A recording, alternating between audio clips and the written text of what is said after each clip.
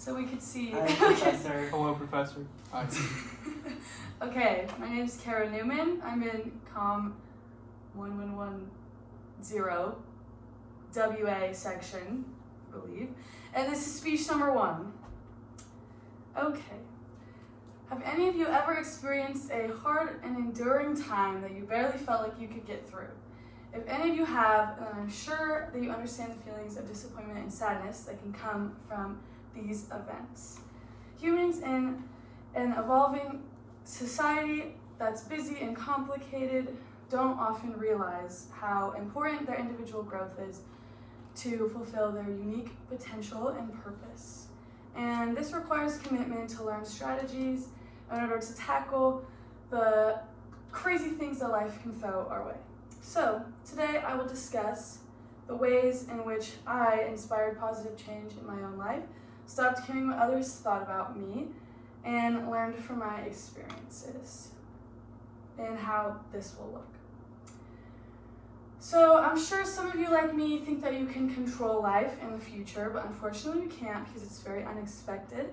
So we have to work hard to live more fulfilled, to live more in the moment so that we can stay more fulfilled and productive by focusing on our priorities and growth opportunities. So before I talk about my significance to this topic, I want to give you some context about my childhood and why this impacted the way I approached life at the time. So my parents had very strong opinions about my life, and my voice didn't always feel heard at home, and my mother was very hard to please and very controlling, and so this very much impacted my self-esteem and my ability to trust myself in making decisions.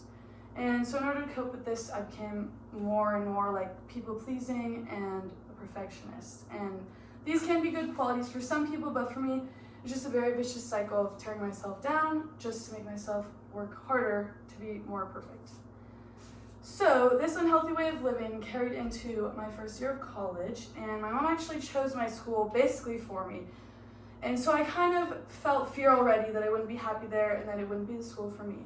So once I got there, the rebellious fun that I partook in only lasted so long, and then there was a sudden change in my ability to function, and I became severely anxious and sad, and I didn't know how to cope with it.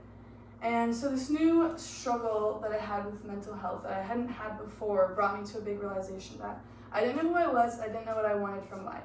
So I moved home, I needed support, and then I finally realized that I needed to make a big shift, and that it would be hard work and take a lot of time, but it would be worth it. So once I started this journey, a lot of new behaviors and routines arose from that, and those included going to therapy every week, starting a nutrition and working out journey, and finding new hobbies that bring me joy. So once I started finally to feel joy and calm again, I realized 2 very big, important, vital things for me: that I can do whatever makes me happy and that my voice does matter. And these were very important in me continuing to evolve and change. So once I felt like I was finally kind of out of this pit of struggle, I realized that I had to reevaluate a lot of the parts of my life. So that started with the decisions such as changing schools to find one that I actually wanted and finding a major that I felt purpose in. And I realized that decisions I make are for me, they're not just to please others. So I ended up at UNL, and I changed to social work that I find purpose in. And my experience at UNL was very fun, purpose-filled, worthwhile, and full of opportunities and new friends. And I left there with a new sense of independence and power over my life that I didn't feel before. So after I realized that the time and work I was putting in was definitely worth it, this motivated me even more to continue growing. And so since that time, I have obviously continued learning from my mistakes, my experiences, and other people around me. And another leap that I have made now is that I feel like I can make boundaries with people in my life to protect my peace. And I used to feel anxiety all the time, and now I feel like I feel stress on a normal level. And I finally successfully was able to silence other people's voices in my head or their opinions. And so now decision making and sticking to values, my values and priorities, is very simple. And if I stay rooted in the present and I don't waste time worrying about the future, then I have more time to be productive and stay present with people that I love. So, standing here today, I can assure that taking each day as it comes and focusing on making yourself happy will help you to navigate life more authentically to who you are and what you want, and it will bring you more joy. So today, the 3 points that I discussed is that my experiences in bettering myself, stopping people from clouding my vision, and learning from my past experiences are very beneficial, and I talked about how those reaped in my life, and I would hope that this is relatable to most of you on some level, but if it's not, I'm sure it will be in the future because we all go through hard times eventually.